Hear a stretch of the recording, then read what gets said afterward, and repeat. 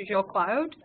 It's a project we started over a year ago. It was a project that we had years to complete, so it's quite a big sort of venture for us all. And I'm going to tell you a little bit about why we did this.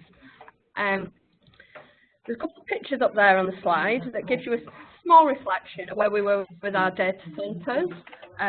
They were very aged. We had invested for a long time in our data centres. We had a lot of risk of resilience, how to support infrastructure and applications, and we had to do something. So we kind of mulled sort of this over for about maybe 2 years. So we talked about what we're going to do. We talked about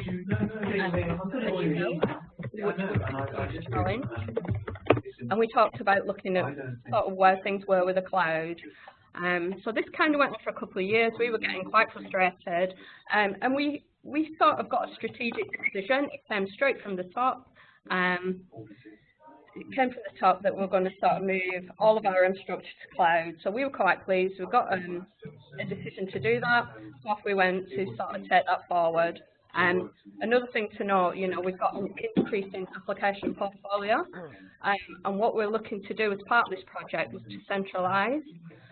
We've got lots of people out in faculty who have systems, I wouldn't say under the desk, but we have systems that weren't sort of aligned with our data centres. So that was another challenge for our project, and one of the reasons why we did it. Okay, so let's see how we did it. The first thing that we did, we sort of engaged in a 6-month cloud readiness assessment. So we worked with a partner, and we spent looking at I just pulled it in showing how to generate the report. We already had how we were going to go about moving to cloud, and if we, if we're actually ready for that.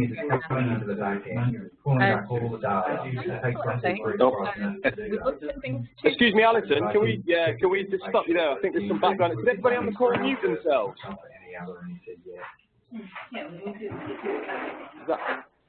Is that okay? You can't even see the slide screen, so I'm only seeing the first slide. So we've increased the ETM timeout. As the host, Problem is, when you run a report, usually on their behalf. I'm just going to call ANS now.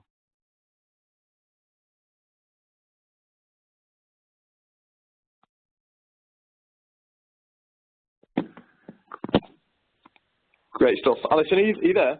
Yep. Yeah, continue as normal, Alison. Sorry. Did everybody get where I was up to, or do you want me to start again? No. Everyone was up to. It was just on when you control the slide there. Are your slides moving? Yeah. Yeah. Oh, that's strange. Sorry about this, everybody. There we go. There we go. Okay. Yeah. Carry on. Carry on. Okay. We were talking about how we did it. So just mentioned we did our 6-month cloud readiness assessment, and we did that assessment, and the outcome of that was, yes, we were ready for cloud. There were some things we needed to consider, but we then sort of headed into a project. So we headed into a 12-month project to migrate all our infrastructure into Azure, and also to re-engineer our network. We selected a partner, went through a tender process, and we sort of kicked off a very large project, or program I would say, with a number of different strands. And the two key ones were the applications and the network strands. First thing we did, we tiered all our applications. So we had sort of tier 1 applications. They were our big applications such as SITS, which is our student record system, finance system, HR, and we sort of came up with a migration plan and an infrastructure based on the tiers. So our tier 1 applications were highly available, and sort of, you know, that informed our infrastructure and our migration path for that. We engaged with all our software vendors. Now that was a big challenge because there was lots of them. I think there was about 32 applications that we migrated, and some suppliers were keener than others to work with us. Our student records system suppliers were really keen, and this was an interesting point because some saw the opportunity there and struck up partnerships with us, so that, you know, they saw that they could go off and do that with other unis. So that was really, you know, that was really exciting thing to do. Some suppliers are not so keen to do that, and, you know, we had some real challenges to move some of these applications based on working with these software vendors.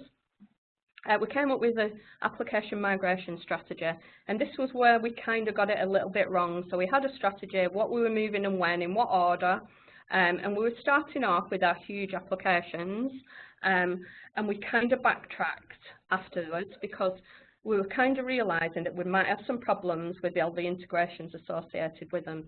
So a few months into the project, we took a step back and we kind of started our migration strategy differently. Now this is a learning point, and this is a learning point for anyone else who goes on this sort of venture, because there's a kind of way of doing it. And our second approach to it was we took some of our smaller applications, ones that we were pretty much in control of, and we used it as a sort of learning phase, and then we sort of did the bigger ones and migrated all the integrations with all the bigger ones at the same time. So that was something we did, and a big piece of learning for us.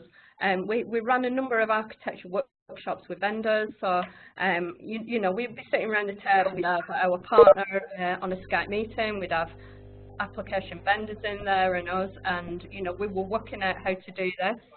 Critical point of the project, and once we done that, we came up with proposals. So each application had a proposal, costs to get to a draw, considerations and approach. And then for each application we had a migration plan. And we worked hand in hand with suppliers to migrate those applications. And just to add to the interest, we restructured our IT department along the way.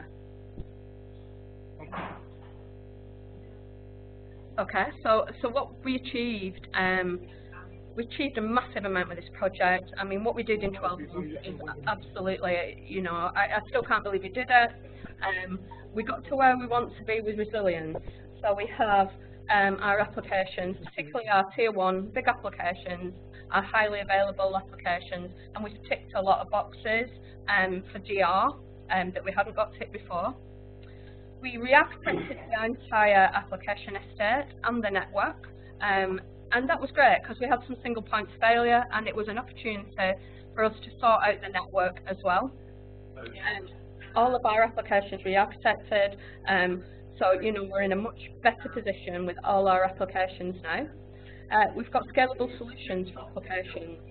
It was really sort of exciting come clearing time when we were looking at how our applications were performing, and we just scaled up. We scaled up for clearing, and then we scaled down after clearing, and we had no problems over clearing with any of our systems.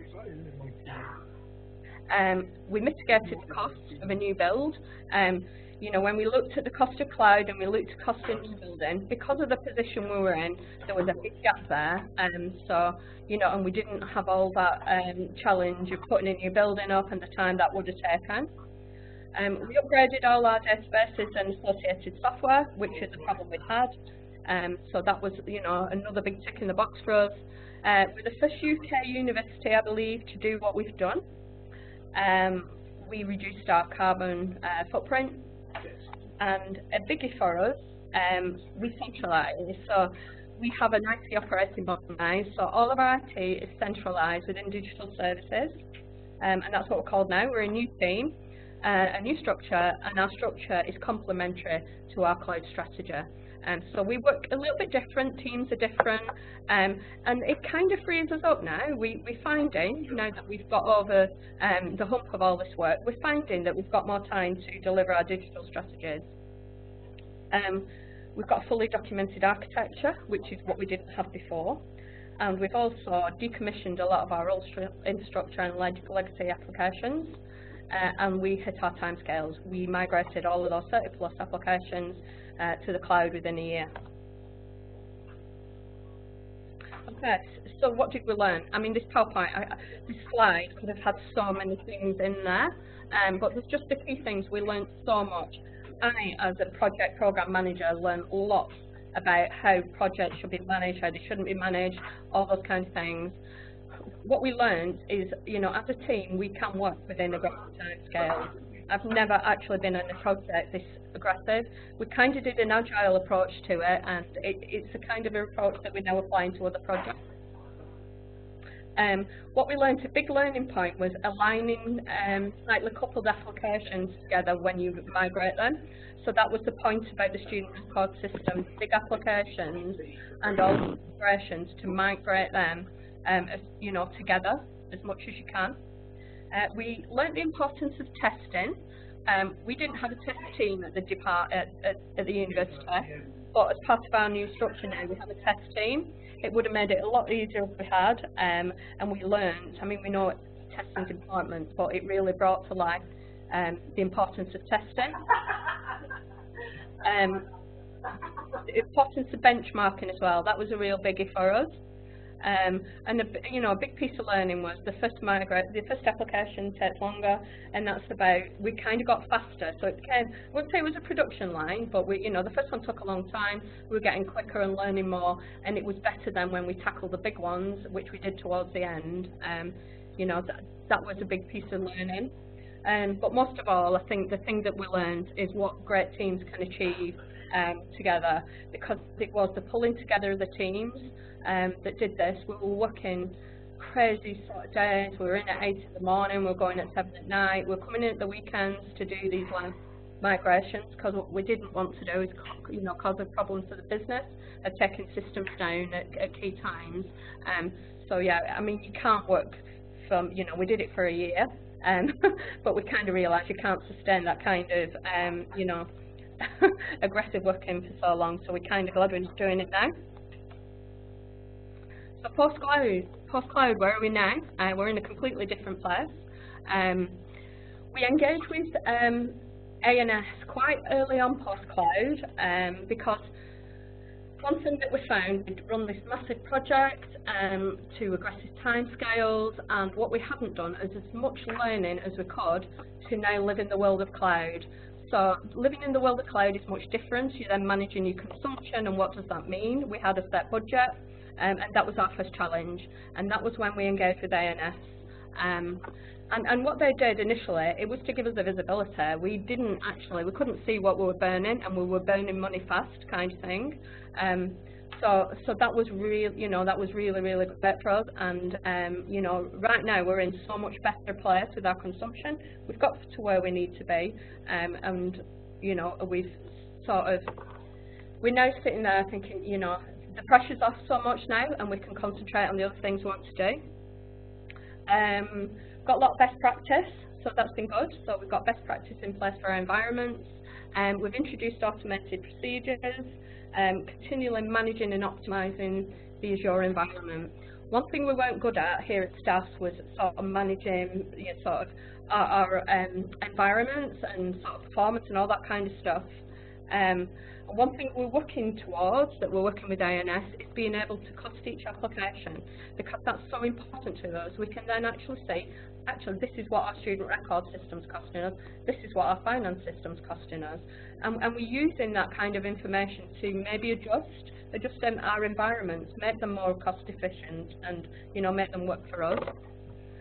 Post-cloud, we've embedded our new ways of working. We're now working in new teams, got new SLAs and DR processes, and now we're finding that time to focus on the exciting projects that we want to take forward, and projects that kind of sat behind this one, because we just focused on this for a year. So we're quite busy taking forward those projects now, and we're embracing the new technologies. There's lots of new things that come with cloud and with Azure, and we're just picking that up now, getting better at using these technologies and working closer with our partners. So that kind of takes me to the end of my slides. I hope everybody kind of got the gist of all of that. No, it was great, Alison. Yeah, I don't know if you've got time for questions, but I'm quite happy to take. We certainly have. If people want to put into the chat and Q&A, and I really appreciate you doing that for us, Alison. That's very kind of you. But yeah, I think I can kick off a couple of questions if you like. You've mentioned a lot of challenges there, Alison, and a lot of things that you've had to overcome. If there was one key thing that you would, piece of advice that you could to pass on to anybody who's on the call who's maybe thinking of it or approaching it or concerned about it, what would that piece of advice be if you were in that position again? And what would you not do that you did? I know you've mentioned a couple of things, but really a key takeaway. A key takeaway. Well, there's a few. I'll mention a few if that's all right. Everybody's got, and I've talked to a lot of different unis about this, everybody's got a different starting point with this, and I think that's one consideration. Our starting point was that, you know, we weren't in a great place, so it was a perfect, you know, it was a perfect solution for us, really. So I know people like toy with the decision, do we do this or do we not? I think another big takeaway was to get your migration strategy right, because you can do this in a short space of time, but we kind of lost a few months of not having that strategy right. We started off doing one thing and then going back, and we've got a lot of learning that, and we can share that with the sector. So that was a key thing. Another biggie was project and program management, version control, and everything is absolutely key. I would say to every organisation who does this to have your own project and program, you know, project program management internally, to work with an organisation who's doing this with you, because you know, we ended up doing a lot of project management here, and you know, I kind of wish we'd started doing that at the beginning. So that's another sort of takeaway. And I think, you know, signing up to a partner to do this is to make sure that you get consistency of staff all the way through that journey, because that kind of didn't happen for us, and it kind of put us back a bit when we were running sort of aggressive time sales and sort of subcontractors brought in. So, you know, that was another thing that was a challenge for us and a piece of learning. Yeah, understand. Yeah. Yeah, no, I get it. And we have a quick question actually on the Q&A from Sahesh. So, what was your cloud strategy, and did you get buy-in from the finance team and the model changes? Yes, because it came straight from the top. Our we were, at the time, it's different now, but we reported into the finance director. So this directive came from finance, so that was really good and really helpful. And the finance director worked with us to engage the business. So one of the first things that we did was to get all heads of deans, heads of services, all into a room, explain why we were doing this and what they needed to do to work with us, and how we would make it as pain-free as we could. And that was key. That, you know, we had people on board with us, because it got tricky towards the end when we were moving big systems like student records and, you know, trying to not impact on our students. But because we got that buy-in right at the beginning, that really helped a lot. Well, that's good, yeah, because I think that's a big challenge for a lot of organisations, isn't it? I mean, what would you say now that the university is achieving that it probably couldn't have achieved before? I know there's some things certainly online and in public case studies that you've done, but if you could run us through a couple of things that you just don't think would have been achievable without cloud technology. Okay. I know you were using Snapchat for clearing and... Yeah, we are. I mean, now we're just looking at a big dynamic CRM project. Yeah. And, you know, that's so much easier now because everything's a cloud sort of thing. Yeah. So I'd say that's one. I think the time, I think it's like people are doing sort of different jobs now kind of thing, and it's freeing up the time to do that. And we're looking at what cloud, you know, it's our first thought now, whenever we stick on a project, what can cloud bring into it, you know, into this project. I was in our senior management team talking about a project that we're going to do, but all these other things that we're getting with Azure that we're bringing in, you know, they're just complementary. And they're like little unicorns, so it's like, okay, we're going to deliver this project, but you get all these extra things as well, and we didn't have that before, and now we've got that, now we're in a cloud world. Yeah, you're getting benefits of things like machine learning and instant big data access and lots of different cloud services, hundreds of cloud services that would be impossible to build yourself. Correct. Yeah, exactly. So, yeah, I think if anybody else, so, okay, we've got another one for Joe. Actually, do people ask how much it will cost to run a workload application in Azure, and what do you tell them? When you say workload application, do you mean like a system like student records? Yeah, system, yeah, definitely. Yeah.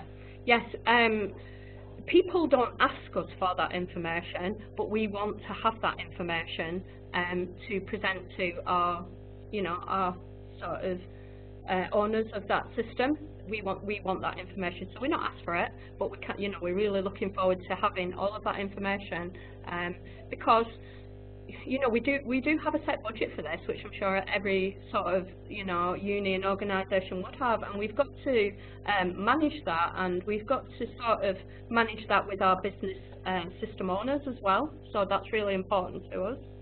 Yeah. Oh, that's great. That's great.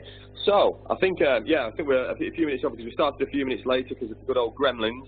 I think unless anybody's got any more questions, I think I'd like to thank Alison for your time. Oh, okay, we've got one more test. So do you have a showback model, but you don't do chargeback?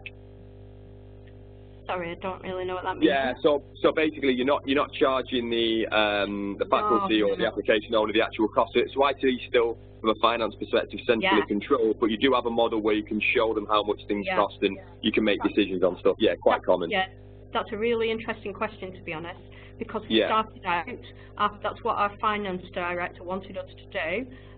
Finance director's no longer with us, sort of thing, but we're ever grateful that that decision was made by them. But when our new finance director came in, they didn't want to do that, but there is a potential to do that. First, when we started off, we thought that would be the business model that we'd be doing. We haven't. You haven't done a full adoption of straight out chargeback. Okay, another question from Kevin. Has your overall IT costs increased as a result of moving to cloud, and do the benefits outweigh the costs? We haven't. We didn't actually. It was a very interesting point in the business case, which wasn't written by me, and when I look at it now, because we were trying to, I don't think we could actually cost up our what it actually costs, but now we're more efficient. We used to, and I'm sure every uni is the same, we used to buy massive infrastructures, to cover our highest peak of usage, sort of thing. So we'd have, but now we're much more efficient because we can scale up and scale down, kind of thing. So I don't think we can actually answer that.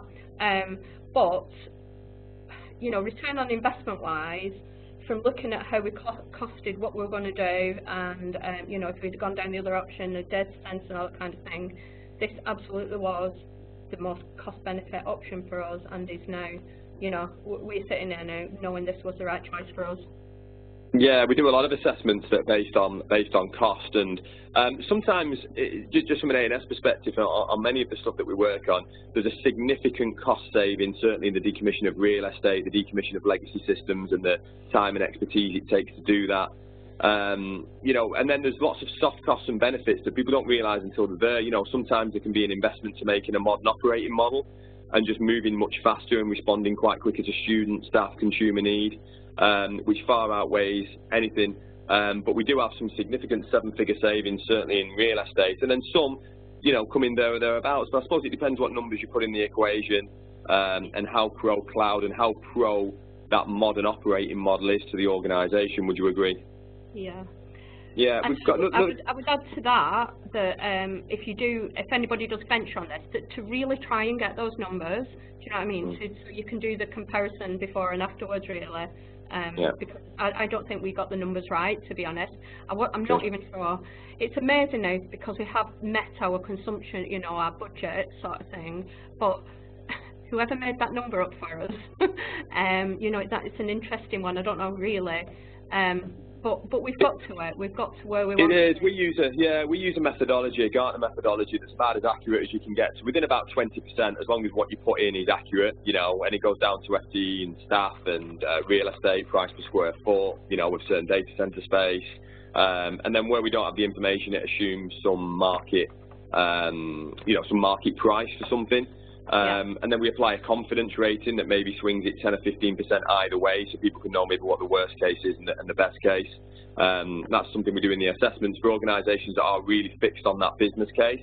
And then we have different organisations that really want to invest in the modern operating model, and there's a finance team and a board of directors that are bought into moving higher up into the stack and focusing much further on sort of student experience than maybe, buying racks of hardware and having procurement every 5 years to do that. I've got another quick question here, you may be able to answer, which is from Joe Ashley. So which applications do you commonly scale up and down in Azure? Commonly student record system. That's the one. And that's for sort of peak demand like clearing. We haven't actually done it on anything other than clearing. I know that we do. I know that we scale up and down just from knowing a little bit about the management of your environment and speaking to the team that looks after your environment on a day-to-day basis. There's a hell of a lot of agility in the test and development-based environment and the way that they're now used in comparison to the were before. So there's a lot more testing procedures and robust processes that you guys have than you have before, which is incredibly agile, almost like a push-button testing strategy which powers everything up at the time that you need it and takes it down. So that's a really good example as well. Another one from Kevin, if you're all right for a minute and people are okay to stay on the call, am I okay to fire a few more questions, Alison? Is that okay? Yeah, sure. Yeah. Yeah, you mentioned you restructured your IT department. Did you reduce headcount or did you reskill? Headcount, this is interesting because we didn't reduce headcount. I think we stayed the same, but we brought in, I mentioned that we'd sort of brought in from like the schools and stuff like that, so we brought some in as well. So we didn't reduce, but we increased our portfolio and, sort of all the stuff we're doing. So I suppose overall, yes, because, the numbers out in the areas. Yeah. So you were looking for, I know you were looking for completely different skills, like you renamed to cloud architects and you effectively went out to the market, didn't you, for different types of skills? Yes. Yeah, definitely. We used a third party to work with us to get our structure ready for a cloud environment, and we're tweaking it a little bit now that we know a bit more about it. Yeah, great stuff. Yeah, no, it's a common one. I think it's sometimes difficult where you don't really want the traditional practices and principles being brought into cloud either. It is a very different mindset and way of thinking, and the way that you manage the environment, the operating model of the cloud environment is much different to a traditional on-premises based environment. So that's a common one with our customers as well. And I've got another one from Sahesh. So how large is the environment, Alison? I know I think you've got about 400 or 500 VMs in there, haven't you? Yes, that's correct. Yeah, it's around that size. So it's a decent size. Yeah, we've got 30 applications. Yeah, how many applications, sorry? 30 plus. Yeah, 30 plus applications. And I know, from chatting with the team, I think it's just short of 500 virtual machines if you're sort of going old money of virtual machines. And I know there's a lot of work now moving forward to optimize some of that and move certain elements of certain things that are sat in effectively infrastructure as a service in Azure into platform. So using some of the higher level SQL services to reduce operational burden and also to improve security and making sure that we're not using operating systems that need patching and managing where we don't need to. We can pass some of that responsibility on to the cloud provider that again frees up the operational overhead and allows you to move even quicker and gives us much more benefits as well. So yeah, I haven't got any other questions since that one. So I'll just give it a couple of seconds, but I think we're okay there now to draw a line in that. Is that okay with you, Alison? Yeah, that's great. Good stuff. Well, Alison, look, I'd really like to thank you for your time today. It was an interesting 10 minutes at the start, but thank you very much for everyone that made it on, and the gremlins seemed to disappear, so I really apologise for that. But I hope everyone got something out the last half an hour. It was very kind of you to do it, Alison, and share your experiences. I hope you don't mind that obviously on the last slide there is your contact details, your email address, so I'm sure you're okay with people maybe pinging you an email or contact details if you want a private chat. Yeah, sure. Later. Would that be okay? Yeah, brilliant stuff. And I'd like to thank everybody again for joining us on the call in this series. And we're running a few of these with a good sort of theme of how you then manage cloud operations and some of the other things to think about. But we've kicked it off with a really nice case study today, and I hope everybody got something from that. I'm Andy, the CTO of ANS. If anybody wants to reach out on me, my details are andy.barrow@ans.co.uk, and I'm on LinkedIn and Twitter and everything else as well. So if anybody would like anything more, then please feel free to reach out or to your account team at ANS directly. Again, I'd like to thank everybody for that, and have a great day. Thank you. Thank you, Alison. Thanks.